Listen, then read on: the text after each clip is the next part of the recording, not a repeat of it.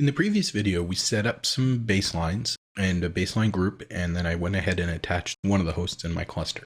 So we also have the option to update virtual machines using VUM in order to put their VMware tools up to date and also to do the virtual hardware upgrade.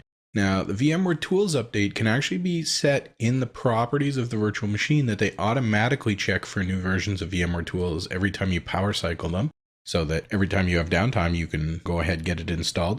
Virtual machines restart pretty quick compared to physical machines, but it doesn't give us the option to handle machines that don't get turned on frequently or that might not get turned on for whatever reason for long periods of time and might get more out of date and might end up being quite out of date. So what we might want to do is even bring up some of those virtual machines and make sure that they get put up to date. And also the virtual hardware update is important as well. Now that we're into the Update Manager tab in the correct location on this folder, we can go ahead and attach the baselines. Now my VMware tools are up to date for my virtual machines. I'm going to go ahead and attach, and we've got 3 baselines, one for the tools, one for the hardware upgrade, and one for virtual appliances. Let's pick the tools and the hardware upgrade and go ahead and attach those. Now I'd previously done some scans, so we can see in this case that our VMware tools upgrade looks like we're compliant across the board there, but on our VMware hardware upgrade, we've got some non-compliant hosts. So let's take a look at remediating that. Now, if this was just VMware tools, you'll see we have a few options here, like just setting VMware tools to be available during power cycle, but that's not going to automatically bring up either powered off virtual machines or any suspended virtual machines. So I'm going to go ahead and remediate. And in this case, we could pick either a hardware upgrade or a tools upgrade. When we do this, we're going to have slightly different options for the hardware upgrade and the tools upgrade.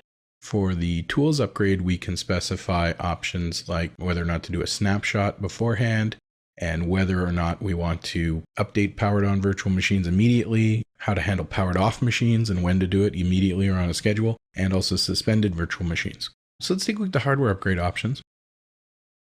So we've got the task name of virtual machines tools updates. Again, we can schedule for machines that are currently powered on or powered off whenever. That's going to require us to bring these virtual machines up, so they're actually going to get powered on. And you'll see a note at the top here, upgrading a machine might require it to be powered on, powered off, and or rebooted multiple times. So that's a bit of a process. In this case, I'm not remediating against an upgrade VMware tools baseline. So you'll see I don't have the option to just say upgrade VMware tools on power cycle, which is really just going to go mark the configuration of those virtual machines. Probably better to schedule them this way if we really want to guarantee that it's all up to date. Click next.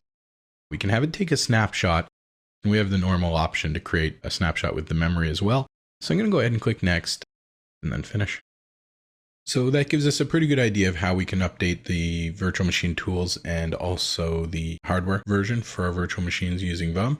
It's reasonably straightforward, but we're going to have to think about whether it's really necessary to do that. I mean, it's always a best practice to have the tools and the hardware be as recent as possible. But you might not want to do that. For example, if you're moving between versions of VMware, you may need to keep an older version of the hardware particularly to ensure that you don't have problems.